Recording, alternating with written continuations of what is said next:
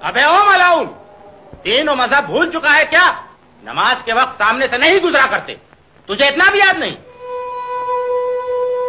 معاف کرنا مولانا، دنیا کے ستم یاد نہ اپنی ہی وفا یاد، اب کچھ بھی نہیں مجھ کو محبت کے سوا یاد۔ محبت کے اندھے ایمان کی آنکھیں کھول ورنہ جہنم میں جائے گا۔ اللہ کی عبادت کے آگے تیری محبت کی حیثیت کیا ہے؟ محبت عبادت کی بنیاد ہے مولانا، محبت بڑھ کر عشق بنتا ہے، اور عشق جب اپنی انتہا کو پہنچتا ہے تبھی پوجا اور عبادت بنتا ہے۔ آپ کی تو صرف نام کی عبادت ہے۔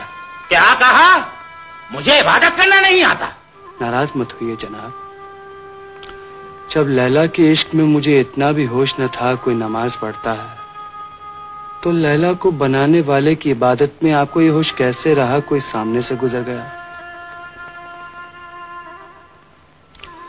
صحیح عبادت بہت مشکل ہے حضور، سر ہو سجدے میں مگر دل میں ہو دنیا کا خیال، یہ عبادت ہے تو پھر اپنی محبت ہی بھلی۔